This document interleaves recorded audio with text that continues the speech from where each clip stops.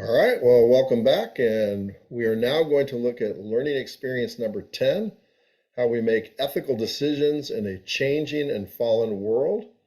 And I know when I was with you, we did ethics. And so, again, this is going to be drawing up some of those things, but I want to crystallize some things to help you work through your master assessment. And to do that, we'll begin just by actually going to the learning experience. So I'm going to start there. And what I'd like you to do is just follow along with me. I'll share my screen with you. And when we're trying to make ethical decisions, we need to understand that there's a framework and a process that we go through. And so you're going to see that this process is very close to the 8-step process. And so that's why I put those things in parentheses. That may help you to remember. But the first thing you do is you need to simply select an ethical issue, right? And so you have to make sure that really is an ethical issue. For example, lying is not an ethical issue. It's a matter of obedience. We're told, thou shalt not lie. That's one of the 10 Commandments, right? And so we're not supposed to misrepresent the truth. But now I'll show you how you can make that an ethical issue. Is it ever okay to lie to save a life? Now we have two things that are going on. One is I'm not supposed to lie, but at the same time, I'm also supposed to preserve life or not cause death, right? And so how do I reconcile those? And that's where ethics comes in.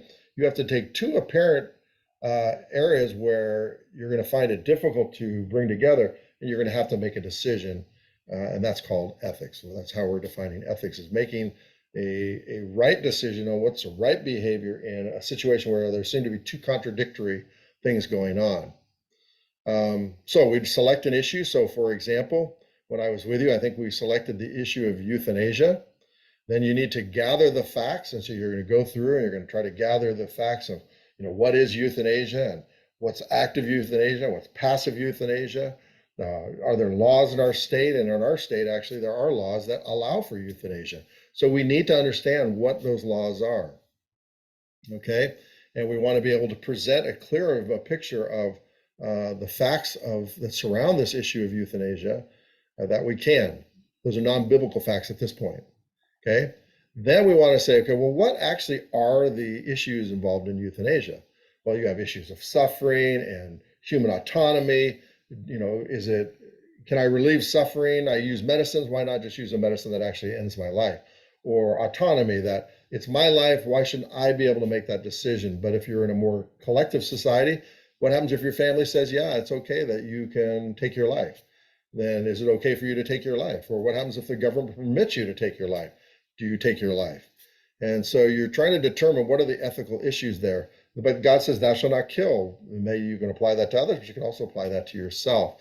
And that circumvents God's desire for us to use suffering as a good way in our life. And so you have to try to figure out what are some of these ethical issues that are coming to play.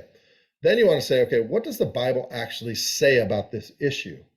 All right. And that's where you want to say, okay, does the Bible speak on the issue of euthanasia? No, but it'll speak on the issue of suffering, on human autonomy, on collective decisions, on God's sovereignty, on murder. It talks about all these other issues that are intertwined with the issue of euthanasia. And then what we realize is, okay, at some point, because there's these conflicting absolutes, right? It's absolutely wrong to murder, and it's absolutely wrong to,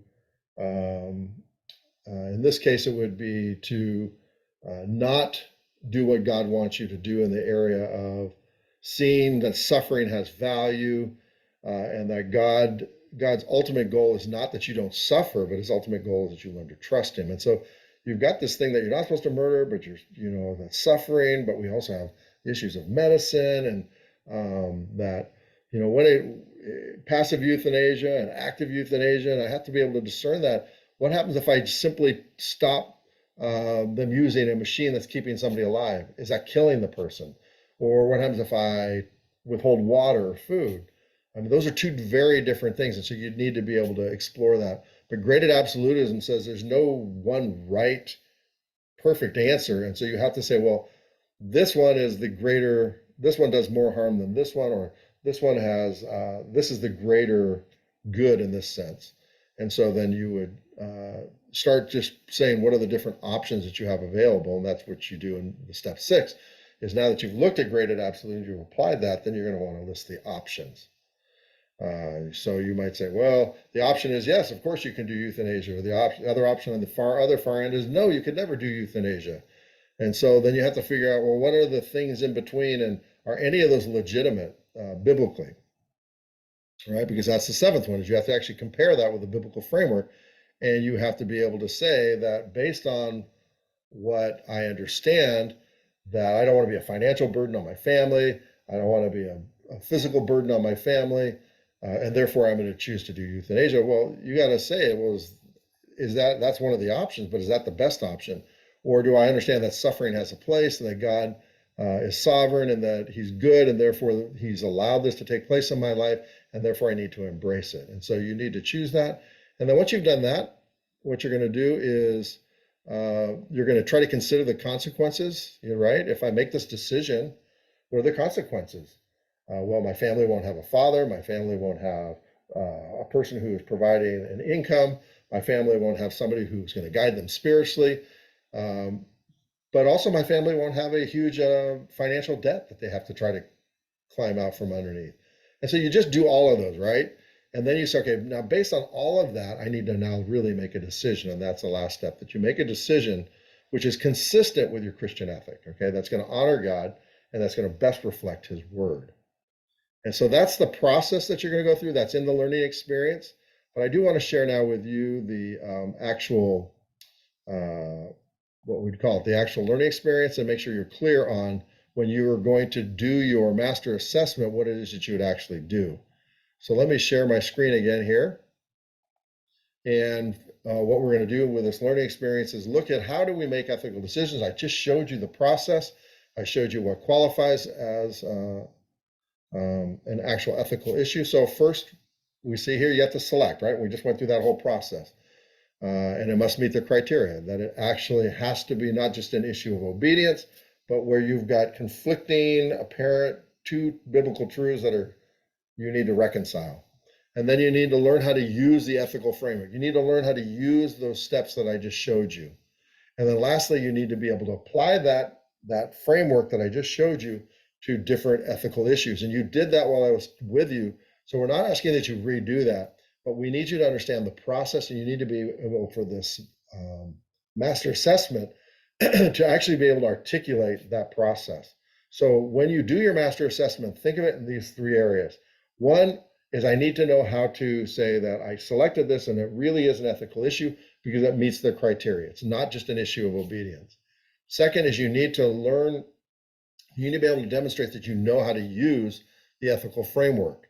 And then third is you want to share with them what ethic, you just choose one, what ethical issue did I choose, and what was the result of me applying this ethical framework to that? How did that help me to be able to make a decision to do what was best in light of who God is and what he wants from his word?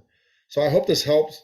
This is a more complicated one, but you've already done it, so there's lots of prior learning. If you focus on these 3 areas, preparing for your master assessment, then I think you'll be ready to go. So enjoy. Thanks.